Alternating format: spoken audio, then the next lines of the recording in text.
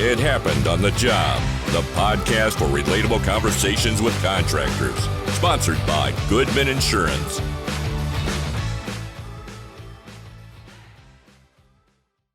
Welcome to It Happened on the Job. My name's Mike. That's Brian. Yo, today we have Anthony Graves, president of Graves Construction. How's it going, Anthony? Happy to be here. Thanks for having me. Yeah, appreciate super you coming, stoked man. you're here. Good times. Made the long trek to get to our little studio here. Took a while. Right down the Makeshift road. studio. Literally, I went to go visit him a few weeks back, and I was like, I looked it up in MapQuest or not MapQuest. Man, that was like 20 years old. I just dated myself there. 2002, right? Yeah, it was like maybe a minute drive just Sure. through the major intersection. Right. Second left, and there we were. So cool, man. Thanks for coming, dude. Absolutely. Yeah. Well, so first question out the gate. Who are you? No, I'm just kidding. No. Yeah, for sure. How did you get started in the industry? And then maybe just tell us a little bit about that, and then especially about how you got started with Graves Construction. Yeah, so I come from a family of construction. So born and raised on a ranch in a little small town, just like every story you've heard of, small town growing up, right? Child labor. For sure. So always was handy working around with my grandfather, parents, aunts, uncles. Everybody was in construction to some degree.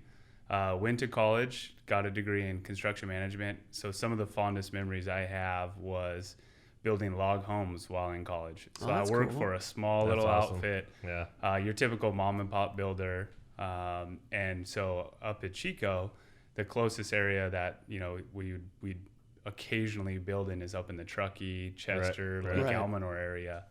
So I got to I lived a dream for a really long time. So during the summers, our boss at the time, his idea of per diem was buying a trailer. He'd park it out on the lake. And so we'd get done on a job, grab a 6-pack of beer, go down to the lake, go cool off, drink some beers, fire up some steaks. And we lived on a lake, It's not a bad life. For two of the 4 summers I built homes and built log homes. So I always knew that I wanted to be in building. But growing up in a family of construction, I always knew I didn't want to work that hard, right?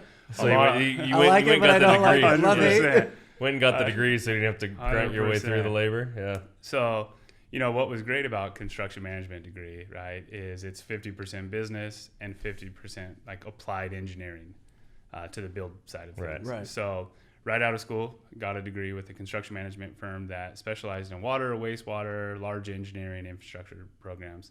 I found myself working at the Port of Long Beach for about 10 years. Oh, wow. And that was fantastic. I got to start like most kids right out of school, right in the field. My first job, I actually got put in a contractor's trailer, which is kind of unheard of a little bit, right? But that was the best thing that could have ever happened because I got to see being around it. Yeah, I just got to see things from their perspective. I was just the guy out there processing RFIs, submittals, kind of the gopher for our project engineer and our superintendent oversight. So got to do that for a few years, progressively kind of worked up in roles, responsibilities, and then, we were working on some of the really high-profile big infrastructure projects in this region. We worked on the Gerald Desmond Bridge project, got to work on the Middle Harbor expansion program. Cool. Some really neat exposure for somebody way underqualified at the time. So got to see, at that point now, about 10 years into my career, I had got to, experience what it felt like to build stuff with my hands, out in the woods. Absolutely love that. Got to see from the contractor side the build of big programs, and then moved up to small roles of responsibility on real billion-dollar programs. Right.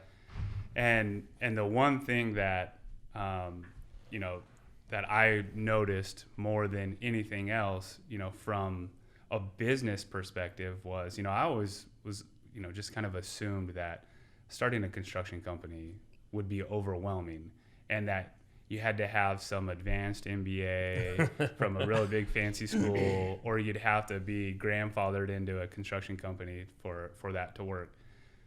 Going through that, and for those who are considering starting a company, I don't think it's that, right? And if anything else, I experienced that, if you're willing to work hard. I was going to say, it's more about the grind at that point. If you're willing to work hard, it's a hustle, right? Like there's everybody, I'm a sucker for reading those like get rich quick books, the leadership books that say, the 4-hour work week books, right? Like we've all read those books.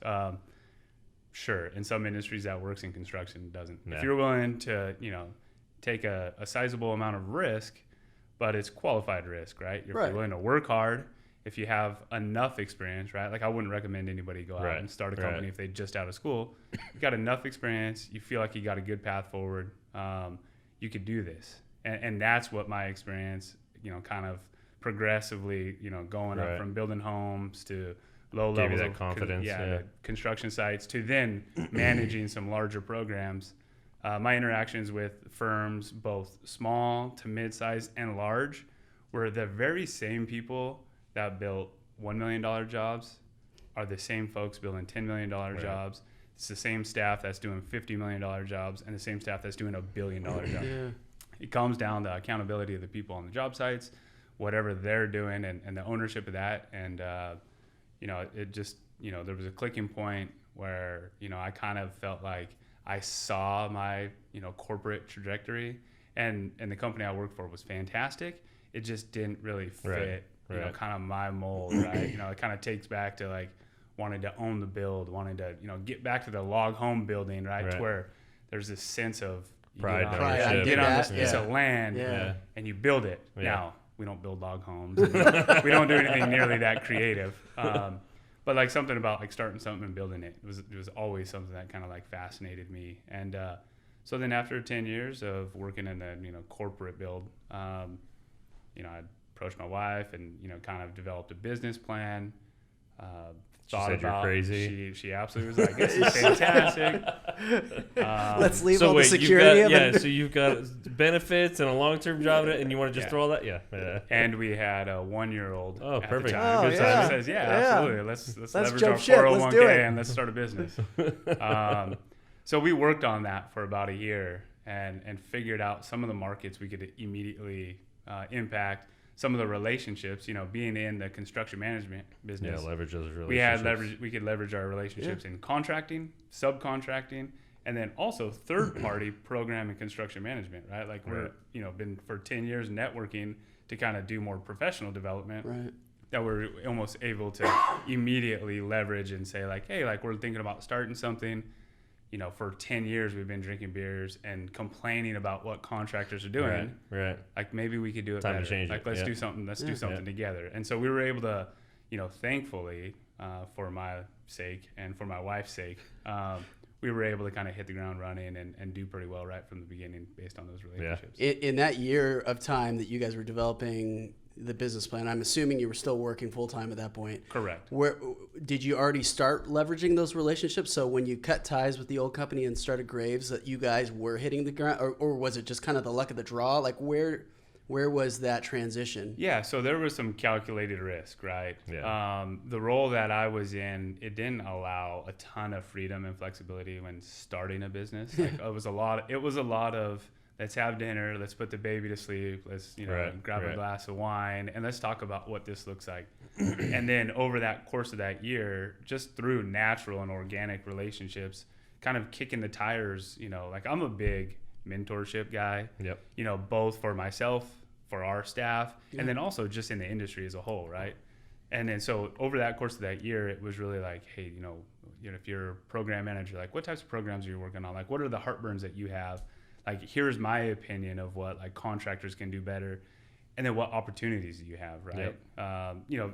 Definitely self-serving to a degree, but it was a constant theme in everyone we spoke with. Where it's like hey, like we want to get back to like a trusting relationship with general contractors, right? And not where everybody's looking over their shoulder expecting someone to just screw up. The programs we came over, and my primary role was claim mitigation for an extended period of time. And so what that is, that's like you're drafting pre-litigation support for the executives to review. You're constantly looking for the negative, trying to fight and arm wrestle and figure out like who's being truthful, who's not being truthful, and all those things. So going back to in that year and how that transition happened, it was cleaner and easier than I thought, because there were more folks out there responsible for giving out work, that we're looking for a truly decent, reputable contractor. Not somebody that, has to have 25 years of experience or 15 years of experience, or for our case, even 0, right? Just somebody they can trust. And 100%. At the end of the day, almost all of our contracting, minus the low bid environment in the public works, is relationship based. Yeah. And, that is certainly a roadblock for folks who are looking to start businesses nowadays. But, to them, I would just say build those relationships. Right. Yeah. Use that time that you're doing now, productive, like building blocks for your future. And so, the start was a little easier for us than we expected. Well, I mean, I think it was easier when you clicked the button and said go, right? But Sure. I mean, how much of that work had you done, like you It was said? all, front end loaded. Prior to that. Yeah. Absolutely. Yeah. 100%. So what was the time frame on that? How long ago was that you guys started? So we started in 2015. Okay. We started in February of 2015. So you're we're just right 6 about years. 6 years. Yeah. today. So since that time, Did you say 6 years today? Well, Oh, okay. I was like, hey, it's Yeah, the anniversary. yeah, Oh, for sure. Sorry. Go ahead. Well, so it's funny you say that. I got a bunch of messages on LinkedIn congratulating for my work Your work anniversary. I didn't even anniversary. know I had a work anniversary. Right? So How did they know? yeah, but so in that time, it's much like a lot of small mom and pop shops. Yeah. We started off that way, right? Yeah. It was myself and my wife. I did the program management. I did, the executive work. I did the sales work. My wife managed the books. At that time, she was still working at her current job. She was doing media relations for a TV radio station. Okay. And she and I kind of worked to just kind of balance the growth. One of the things that I always was of paramount importance to me was to take a conservative approach, because if we only had one client, I wanted to make sure that we grew that client to be as big as possible, as big as we could sustainably handle, right? And my wife and I, our individual natures are a little different, right? It's exactly what you think it would be, right? Like, I'm the salesman, let's do $100 million our first year, and she's like, we only have 100,000 in the bank, we can't do that, right? So it was a great balance as we grew, right? We were always investing in the business, and the moment that we had a client and program that the margins were fantastic, we'd go out and hire a project manager. The moment that year was more successful than the last, we went out and bought a building. Then that year was great. We expanded our markets. We brought on some executive staff. We brought on some administrative staff. Yeah. The goal has always been to grow this into a sustainable machine that is really benefiting not just my wife, my kids, our family. We've really created this culture of providing for a bunch of families now. Right. And that, if no matter Pretty where we're rewarding, at, right? that is, it's more satisfying than, the nice car in the garage or the big vacation house, which my buddies keep asking me when when we get that. For sure. So yeah. That's awesome. So what's the growth plan been like? I mean, obviously you touched on it a little bit, but from a numbers perspective, how much of where are you guys at now? Sure. So when we first started, we were extremely fortunate to do $5 million our first year. Jeez. Yeah. Which we were hoping to do 500,000. Right. Yeah. And when we got to, I'll never forget this, we got our first $100,000 check. And my wife texted me, and it really floored me, right? Yeah. Because at that point, that's what was my annual salary. And, we kind of have always used that as a benchmark for every year when we're doing a little bit more. But I'll never forget that, that first year, that first That's big awesome. check you get. Yeah. And then you quickly realize as business How much of it owners goes? That 80% of it is going 85% of it Right is out the cost. door. So It's there for a day. yeah, so that very first year, our business primarily focused on retail development, both on the tenant improvement and the ground up. And that, a couple good projects ate up a good chunk of that. And then every year we've been able to grow, 10 to 20% just organically, just through, our client referrals, our experience, constantly going out there to pre-qualify and solicit new businesses. Super excited. So we had a goal of trying to get to $50 million last year. We were trying to go to 50 million in 5 years. Good and Jeez. unfortunately, COVID happened. Right. Yeah. So a lot of our market, when it comes to the private, particularly the retail and brick and mortar, kind of slowed down. But Just trying to feel it out. sure. Yeah. Is that still the case? Is it still pretty slow? Not particularly. Yeah. I think that for the brick and mortar and for retail, we're primarily dealing with blue chip clients, like the ones that look like they're going to survive, Right. have pretty healthy capital improvement programs every single year. But, for those, I think they're repurposing their space. So on the retail side, where some of our larger clients, they're actually expanding their footprint, because I think on the lease side of things, especially like the strip malls, the big malls, the big box stores, they're looking to incentivize small retailers to large retailers to stay. Right. So we've actually seen an increase in our tenant improvement programs, a decrease Just in our new build. repurposing A decrease in our new build and our ground up stuff. But one of the transitions we made last year, and I'm thankful we did. Sorry, it's not one of the transitions we made last year. One of the things right off the bat that we focused on making sure that we had a percentage of our business in was public works contracting. Public works contracting is a pain in the butt. There's really nothing all that desirable about it. Other than the money's always there, right? There's going to be that's projects, exactly it, right? Bread and butter. The reality is, like, we staff twice as many people for the same dollar project than a private project. But right out of starting our business, public works contracting is not one of those things that you could be the nicest guy in the world and mean the very best, but you can't pre-qualify for it, right? Because you gotta build up your bank, you gotta build up your reputation, and then really you gotta be able to get bonded. Right? And surety companies are driving who's doing public works contracting. So it took us about 3 years to get into that market, and we found a niche in that.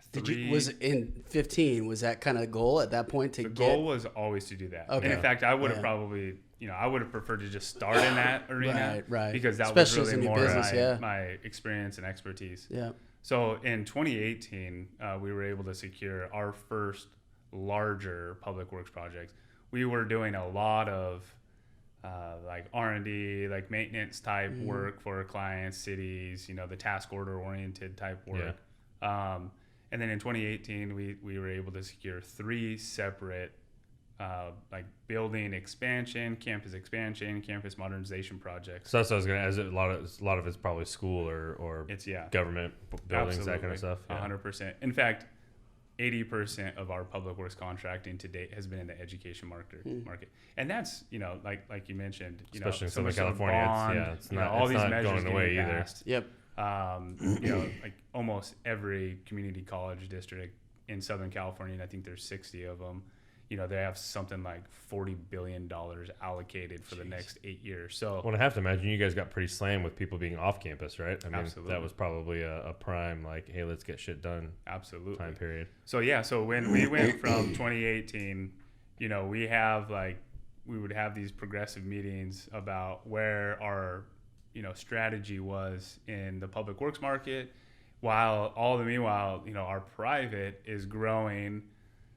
The headaches are shrinking on that side. Profitability it's so much is more going profitable. Great, it's easy. Runs itself. We're almost at 50 million over there. Like our PMs are arm wrestling, like who wants to take the next public works job versus not, and then COVID happened, right? And all of our private work stopped, all of it. Even for the clients we're working with now, and the ones that had a ton of cash, they just said, hey, we're gonna take a quick little break. We're gonna figure out what this is gonna mean for us, right?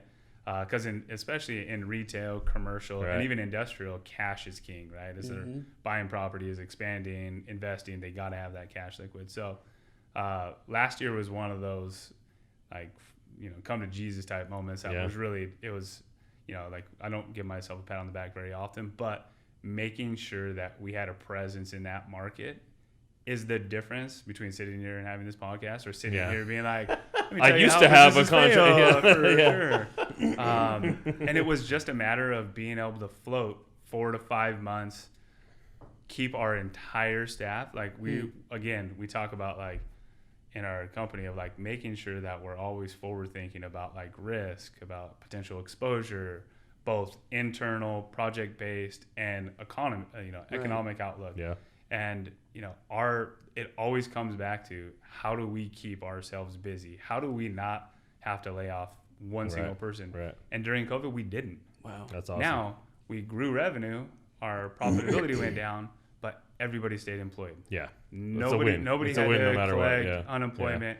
And now in a market or even in the future when it's ultra competitive, like there couldn't be any more or any better value add than knowing that your employees are going to be with you as long as you want them to be there and as long as they want to be there, because we have nothing else but their interest in mind when it comes to doing that type of work. So well, I gotta imagine working as an employee and seeing how scary, in terms of, oh my gosh, like things are halting, right? Coming to a halt, but at the same time, you guys have lined stuff up years prior to get to a point where we're all right, right? And it just builds the morale of the company and the employee base. I mean, it's a team and a family at that point. Yeah. So, what are some of the things you guys are doing to maybe separate yourselves from other companies out there, from an employee kind of management or benefit or things you guys are doing for them? Obviously, it sounds like you have a culture of family and sure. Being there for them, but are there things you guys are doing deliberately? So one of the reasons I invited Brian over to our office is to kind of see our space. That's a cool see space. Our employees interact with each other. For me, that is my job, right? My job is to make sure that we have built something that every single employee is excited about coming to work, and the product that they're pushing out is because it benefits them both emotionally, physically, mentally, monetarily, 100%, right? So I'd like to say that we came up with some recipe that nobody else in the world has come up with. The reality is, like, we care about our people, right? We provide a benefit package and financial package that I'm sure a lot of people do, right? In a good market, right? Yeah. What we do is we make sure that every single employee has everything they need to succeed, both from a flexibility perspective, but also from a real, true, inclusive perspective, right? There's not a single thing that we ask an employee to do that not another person in our office hasn't already done. So I don't know. I wish there was some, magic answer. Well, I mean, it sounds like, and correct me if I'm wrong, it sounds like almost your decisions on a day-to-day basis are not so much based on, but you contemplate pretty heavily how this is going to affect my employees and what's at best for them, 100%. Right? Whereas, and I don't know what the number is, but there's probably a large majority of the other business owners where it's bottom line and what affects me and my life and my check coming home every day. But sure. And one of the things is we have and to a fault, we have a very high level of transparency. So every employee in our company has visibility into how well we're doing.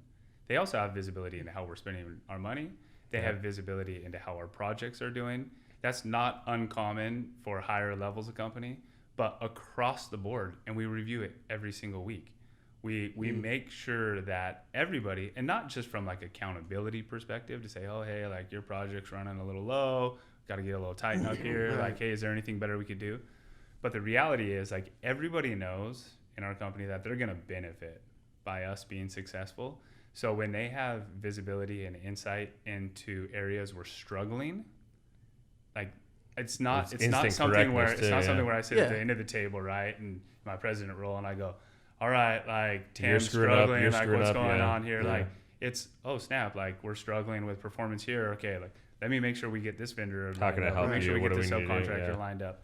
And similarly, when somebody is doing great or a project's performing really well, or for whatever reason we're forecasting to be above and beyond in one area, like there's a constant level of like collaboration in our office to say like these are like the things I'm doing, and it's nothing that like we as a company, we don't have a standard operating procedure on how to make a lot of money on projects. Right. You know, we're giving our project managers carte blanche to say like you own this project, right? Like you're not going to get micromanaged from, you know, our estimating, from our senior project managers, from our general superintendents. Like let's all figure this out together, and having that insight and transparency and visibility on a weekly basis for our entire team has helped us really kind of build that morale, build that culture of success in our office. Right. And I think that's a big part and a differentiator for our company. Yeah. Because it only encourages folks to succeed. Like nobody, you know, like we're a company that of course offers incentives, but we're a company that everybody at an executive level makes the exact same amount of money, and they all know that. And everybody knows that going in. So when they see myself coming in early or staying a little bit late, like it's no different than our junior project engineer we just hired, or, you know, so you work towards a goal of getting to here, knowing that you share equally in the pie at the end of the day. Yeah. So, you know, you like to think like everybody just does it because out of the goodness of their heart. But the reality is like when there's incentive, both financially and then from a culture perspective in your company, like it's just the sky's the limit. Right? Yeah. We can bring in, we could be doing $100 million right now. We don't have staff to do that, right? Like we have the staff to hopefully and adequately, conservatively and sustainably do 50 million. And then next year we'll be working towards some strategic hires, making sure we're bringing in good people that can help develop it and get us to that next level. Well, yeah, I mean, you probably want to be pretty deliberate about who you're hiring at that point, Absolutely. right? Yeah, I mean, bringing them into a culture like that. Where have you been most successful finding those kind of people? It's a mix. It's a mixed bag. What I would say is, and it depends on the level too, right? We have relationships with professional organizations. We're members of CMAA, ICSC, AGC, RCA. So if we know that we have a growth initiative or some opportunities on the retail or commercial side, we're probably going to look to one of our professional organizations and reach out to our liaisons there. Our internships come from a couple schools. They come from Cal State Long Beach and Cal State Fullerton. And then also, like, you know, you can never go wrong when our own internal staff is recommending folks, right? That's also a big kudos, right? Like, absolutely. Like, I got a guy I used to work with at Griffith, and he's looking for a job. Like, I want him to come over. It helps us because we know, like, the person recommending It's like extra level of accountability. Absolutely. Yeah. And then it's also like, great, like, yeah, they want them to be part of this, Right. you know, experience that we got going as well. So it's kind of mixed, but kind of across the board. How successful are you guys with the internships program? I love those when they're working out. Are you guys able to hire those people at the end of those pretty often? Absolutely. Yeah. Yeah. That's fun. So we're almost guilty to a fault in not engaging our college partners enough, because, you know, we don't want to bring somebody in if they're not going to be part of what we're doing long term. So we're slow to bring in interns. We're slow to bring in even part-time staff. And that's just, I think, you know, more of our personal approach to. Well, yeah, you don't want to have to let them go. You know Absolutely. what I mean? You want to make sure you got a home for them. Yeah. But what I would say is the Cal State internship program, the career fairs, the opportunities that they present, they've been really fantastic. That's awesome, man. I was going to say, yeah, go ahead. I want to circle back a little bit to that weekly kind of not accountability, but transparency, visibility. Yeah. First, my comment is, it sounds like, because of that, kind of going back to what I was saying earlier and what we were talking about, that transparency, that communication, it creates a level of trust, you know, and some buy-in, it sounds like, in terms of accountability, collaborative, you know, work that you guys are doing. I guess the question I have is where in the process was that more of like an organic thing that just kind of came about? Was that a deliberate thing when you and your wife were planning this out that first year, well, last year of, your career before, where was that? Because it sounds like it's a very deliberate move, especially since it's so often, right? Every week you're kind of going over the numbers. Where was that instilled and placed? So I would say from the very beginning, right? So as a laborer, right, coming through the trade, like you always feel like you can make a couple extra dollars an hour, right? Especially if you're swinging the hammer a little harder than the next guy or moving more lumber than the next guy. But you don't ever really understand why you got paid $8 versus $10, right? And then you get to corporate world, right? You get a salary, and then at the end of the year you get an email, or if you're lucky, a phone call from your mid-level manager or a higher level manager and said, you got 3% this year. You don't really know, you know, outside of reading your, company's annual report, like how well the company did. Right. And so right off the bat, I always thought like, gosh, like I want everybody to feel like they own part of this company. Yeah. And we're not like an employee owned company. Right. But, we are an employee driven company. Right. So from starting off small, it allowed us to write, we've modified our growth pattern since then and kind of how we operate things. But we've always been transparent from the beginning, because when it's just me as a project manager and then we had one superintendent and field crew, if that foreman doesn't know exactly how he's managing operations is being successful or not, outside of just saying, yeah, we made money, or we need you to work harder, or we need you to spend less hours and spend less money, it doesn't provide any value to him. Yeah. Similarly, as an executive or a project manager to my superintendent, it doesn't just say, hey, if you get to this number, you're going to get a percentage. I want him to know, and I want her to know exactly what it is we bid the job at, exactly what our targets are, and exactly what our growth is, or our strategy for not just this project, but for every single project. Because if they do that, they're part of the plan. They're part of the strategy. Right. They feel like they own this, right? Now, they course, can see the opportunity for advancement, both 100%. monetarily, but from a promotion standpoint too, right? I mean, they know that I can't make more money unless the company make more money, and 100%. And I have to see how all these things operate to be able to get that project to make more money. And I think that allows somebody, right? There's so many times that we've had people come in, especially from the superintendent and project management perspective, to say, I made my company so much money the last few years, and I just didn't feel appreciated. And that's no different than even our company. Like we have some incredibly talented project managers, superintendents that have made us a bunch of money. But what our responsibility is to say, like, hey, we're not just, stackpiling stacks of $10,000 bills like Floyd Mayweather, right?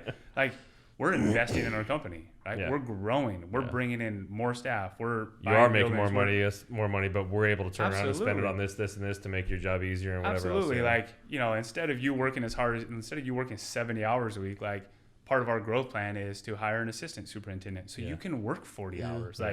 Now in construction, that's not realistic, but without having that transparency, without having those discussions with our team at all levels, it doesn't work. You don't get buy-in. You find yourself having more of disgruntled conversations than ones that are productive. And you keep yourself from having to justify yourself on everything, absolutely, right? Yeah, 100%. So if everybody sees right where the company's at, they see what everybody at every level is doing, they get it. Everybody's bought in, right? Yeah. And that's the big part of us, right? Like before we onboard anybody in our company, right? It's not just, a project manager has an interview, or myself or Jasmine have an interview.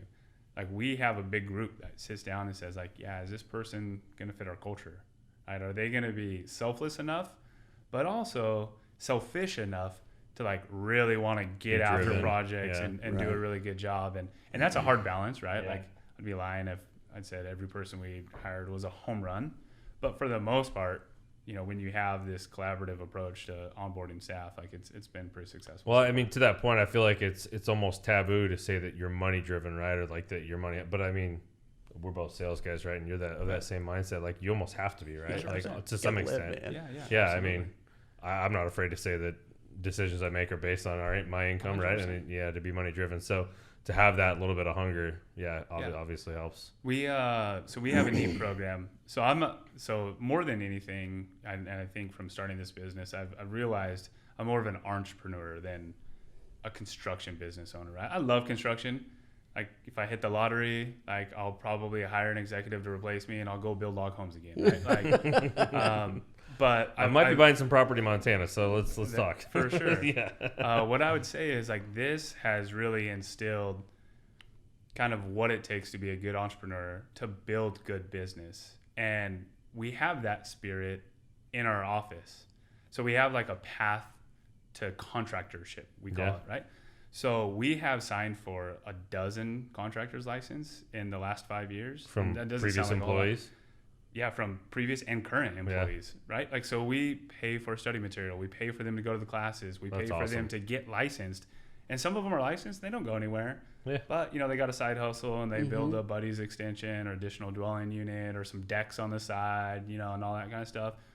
And we encourage that. Yeah. Right? Like, we have our old director of construction management, like, started a company with her husband, and they're doing consulting work now, right? Like, and for us, like, we've invested that opportunity into our staff. It only benefits us in the marketplace, right? Yeah. We have more talented people that know us, trust us, and want to work with us. And now we have another talented It's like you're building your own little network within the industry, yeah. So at the very, what I would say, field level of our company, you can still be an owner, right? Yeah. Like, you can still own your future, whether or not you want it to be with our company, whether or not you want it to be a part of our company, whether or not you want to be a vendor of our company. And similarly in the office staff, right? People are always talking about, how to get to the next step. Now we hope it's always with us. Yeah. Right. Yeah. And we think that we're going to provide a living that will not just be a paycheck to paycheck type of living. It'll be the type of thing that somebody will be happy about creating. Yeah. But if that's not, like, let's talk about how you do you, how you figure it out, right? I think that's important too, because so many owners are scared of that. I was gonna say that. They're scared of losing somebody, or scared of giving out their trade secrets to somebody else. But it's like a toxic relationship. Yeah, right? But I mean, being open about that and actually promoting that, like you said, I mean, you've got people that do it and don't even leave because maybe it might be a little harder than I thought, but at least I've got it. You know what I mean? And this is comfortable. This is good. These guys are treating me well. So I think that's important to highlight. That's awesome. Yeah. Well, and it only attracts further talent. Right. I mean, I think of that. There's an old Sting song that says, or I think it's the Police, I don't know. But the lyric is, if you love someone, you got to set them free. And I think it's that same mantra where you go, oh my gosh, like to what you were saying, Mike, is like when my boss is okay with me, in fact, is encouraging me and helping me to get my own license. And then it's going to use me as a subcontractor, maybe subcontractor eventually. I mean, or I just stay here. I mean, the level of talent and just, I mean, overall, it sounds like it's a very healthy environment. I mean, I've been to the place. It's super cool. If I was trying to tell Mike, it's like, it feels like it's like Google kind of, it feels kind of like Google, like open, got the like polished concrete floors, it just in the vibe. And I think it was there at lunchtime. So there wasn't a lot of people there. Right. But the people that were there were just, just fun. And you could tell they're hard workers and grinders. But at the same time, it was like, we like being here. Right. And we like being with each other. It's just a very cool. Yeah, when we designed our space, we designed it from our lounge forward, right? So we made sure that we had a big enough space, a colorful enough space, a welcoming enough space that people, if they need to just take a break and grab a beer, or play some shuffleboard, play some darts, or just throw the TV on, shoot some hoops, whatever it's going to be like. We want people to say, like, you know what?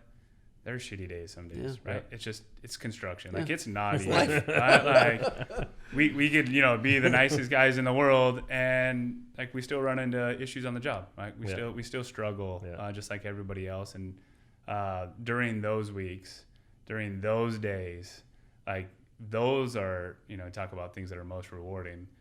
When, at the end of the day, you want to just go kick back in the back, smoke a cigar and drink a beer and just talk about sports, talk about whatever you're going to do. Like, that's the great spot versus somebody just bolting to being like, I can't stand it. Can't wait to get out of here. Right. Like, we find ourselves, probably back there too often, or too long at least. Right. So when we were kind of creating that space, kind of knowing exactly, again, going back, culture is kind of one of those things that's kind of overused, but the reality is it's super important to us, right? Kind of something, the space that mimicked our culture that really kind of brings people in versus like sheds them away. Our offices don't have glass or doors on them.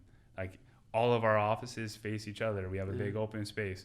We have a lot of small gathering spaces versus just one big conference table. Right. Now we do have the big conference table for the when needed. Right. Yeah. But kind of always looking to leverage each other because we all have each other's best interests in mind is kind of how I always envision growing. Yeah.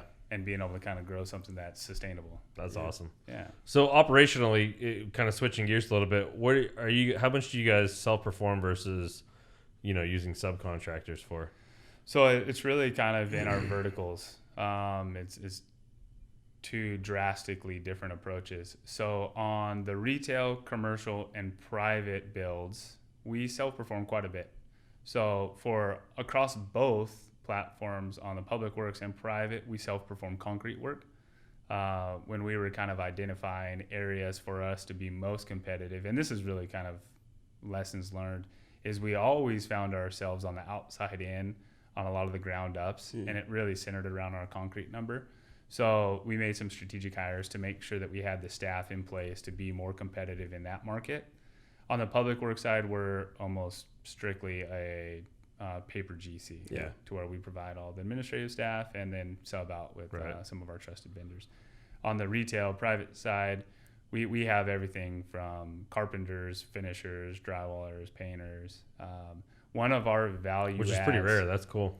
Yeah. So one of our value adds on our retail business line is being able to self-perform a little bit more than the next guy. Yeah, I was gonna say that's you guys are probably pretty high on that average. Yeah, absolutely, and that's benefited us tremendously.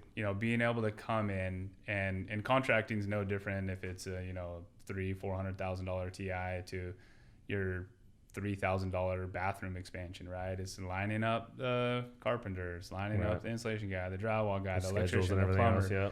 So for us, that's a big selling point for us as we travel around the country doing some of this work. So, well, especially you hear of a contractor that does $50 million, you almost assume it's just a paper GC, right? Because to do that much business, it's a lot of manpower to manage. Obviously you love people and you love your people and you guys are doing a great job there. Was there ever, what was that decision process like, being deliberate about self-performing that much and doing that kind of volume? That's a lot to manage, right? It is. So we were talking about this as we walked in. It's a challenge. Right now we're pursuing a $30 million design build project where we won't self-perform much except for maybe concrete. And we have about 10 tenant improvement projects in the pipeline or the bid pipeline that, they range from, 100,000 to 500,000. And, just the same as we got to balance the resources and time to manage those 10 pursuits, even though collectively they make up 5% of what this one project will be. That's a good problem to have on my end. Yeah. So, as we've grown and we've made the decisions primarily to be value add to our clients, we just make sure that we have the staff that can manage that, right? Like I'd be lying to say that, I could manage that. I couldn't, right?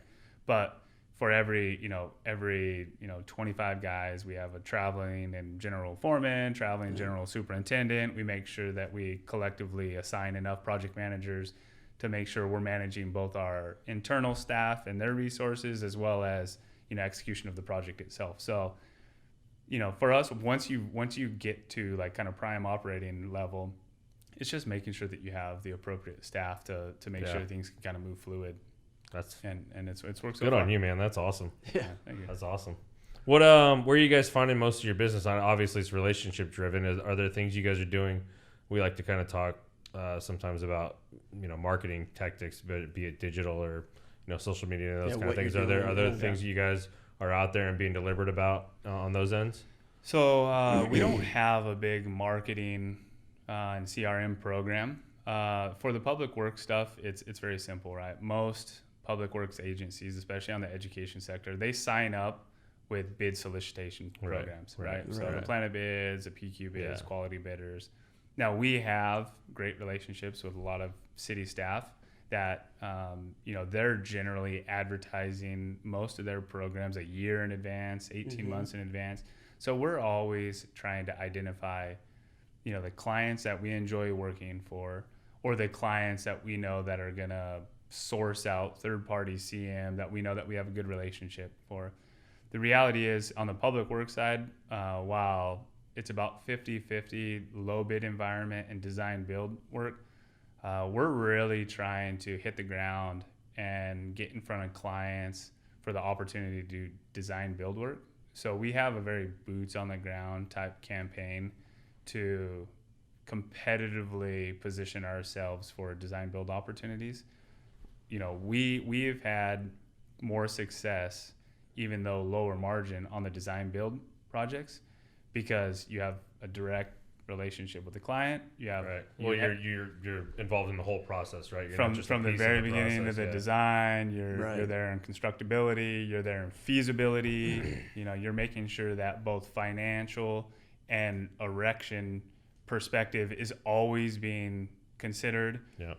And then the project always goes well. We've not had one bad design build project, and I say that like seriously, like it's, but I feel so confident we're not going to, right? Yeah. Because when you take the time to invest in like this procurement, like we talk about almost building this company, right? Right. The owners invested, the design engineers invested, and the general contractors invested, and everybody is hedging risk, right?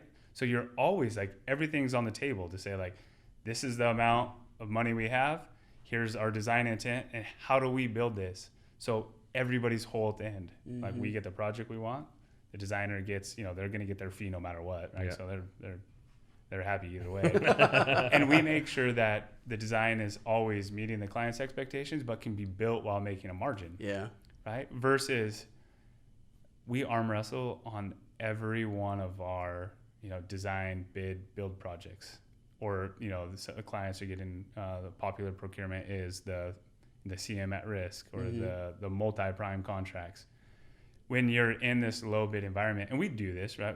We pursue those just the same as any other ones because we're trying to keep the, keep volume, the pipeline full. We're always arm wrestling at the end, and it could be something simple, or it could be, a significant difference of opinion on, how the process went, the schedule, the budget, errors and omissions now becomes somebody else's issue. And it's not because you're trying to be the general contractor that slams his fist on the table, but when you have impacts due to a design related issue or a scheduling issue, or on a multi-prime project, if somebody's pushing you here, it's really a CYA exhibit at that point. Right. And you have to do that because you have 10 other parties that are doing the exact same thing. So many moving parts, And it's unfortunate, right? Yeah. Because again, like, you at the end of every project, you want to be able to, have a beer or a glass of wine with somebody and say like, that was fantastic, right? Yeah. It was great working with you. And unfortunately, sometimes it's just not that way. Those environments, it's just not. Yeah. Whereas even on the private side, where you may be, it's almost never low bid, but you're competitively negotiating against, competitors. Right. Even that, you've protected yourself. You hedge yourself. Say, hey, this is a number I can get the project done, and owners aren't involved the entire way through. So when it comes back to, what is it that we're doing, from a marketing perspective, and how are we getting and soliciting work, it's really like a boots on the ground campaign. Yeah. Really, like, we're selling our value add opportunities and also our experience in really making sure that clients are educated. I don't mean to say that like clients aren't educated, but oftentimes owners they know have a business and administrative staff that's running their construction programs. They're not construction professionals, right? So it's easy to go through some more traditional procurements when in fact it doesn't actually benefit them, as much as, some other ones, in our opinion, could. Yeah. Right. Very fun, man. Yeah. So what's the future look like for you guys? When are you hitting 100 million? You know what? We any new verticals or anything that are down the road? For sure. So we're excited about what we have going this year and over the next couple of years. We think that we're still a very small player, right? You know, Which is funny to say, right? At 50 million. It really, you know. Yeah. But, you know, I don't know what the ceiling is for us, and I think our employees and our staff will drive that. But, you know, there's always work out there. Somebody's got to do it. And as long as we can kind of sustainably kind of pursue it, conservatively manage it, Right. you know, we'll always be in the game. Are you guys just in California, or are you guys? I thought all I heard over you the say out of country. the state. Yeah. Right? Yeah, all so over the country. for our public works contracting, we almost exclusively stay in the state of California. You don't want to try and mix up 90 or 15 different states. Yeah, you know, All their different requirements and whatnot. a smart guy once told me, you know, if this is racist, I apologize. You know, he said, white man make big fire, sit far away from fire. Said Indian make small fire, sit close to fire. And so as our projects grow, like both in revenue and complexity, we want to be able to put our arms around it. Right. We want to make sure that, you know, we don't want to have a $30, $40 million project going on in a different state that we don't have key relationships with subcontractors or the owners going on, whether or not we could pre-qualify and make money on it at all. So for our public works contracting, we generally will stay in California. That's where our expertise is at. That's where our superintendents, our project managers, where they mostly live. Whereas on the retail, the industrial, the commercial TIs, we do that nationwide. We're licensed in 30 states. Yeah, you kind of have to be at that point. And the states that we're not licensed in, it's because they don't offer state licenses. They offer, you know, county by county, city by city licenses. So, again, two completely different verticals, two completely different business lines that we have staff that manages them separately. But kind I was going to say, any thought on splitting them at all, or is it easier to keep them all together in one? I don't think so. Yeah. Our concrete business is split, just because that carries its own inherent risk. Right. But I don't think so. I think, you know, as we grow and kind of as a leadership team, we may look to be more defined from a silo perspective when it comes to our verticals.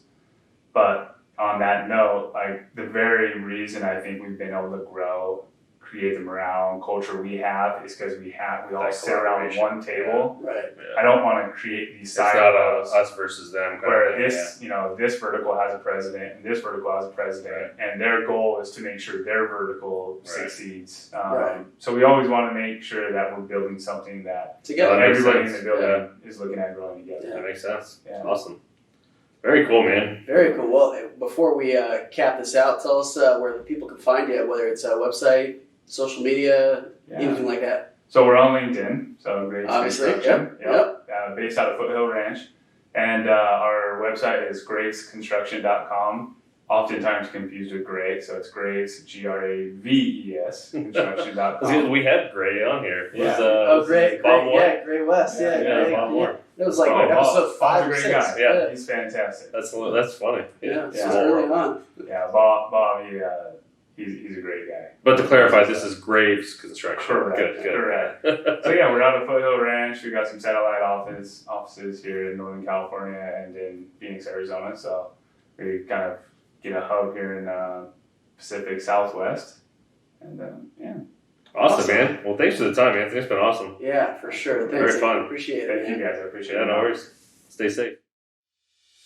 Hey, thanks for listening. If you've made it this far, go ahead and give us a like or 5 stars or whatever means you like us. Make sure to subscribe so you don't miss our next episode. And check out our website for more video content and extras. While you're there, shoot us a message if you want to be a guest. We'd love to have you on. Thanks again, and we'll see you next time.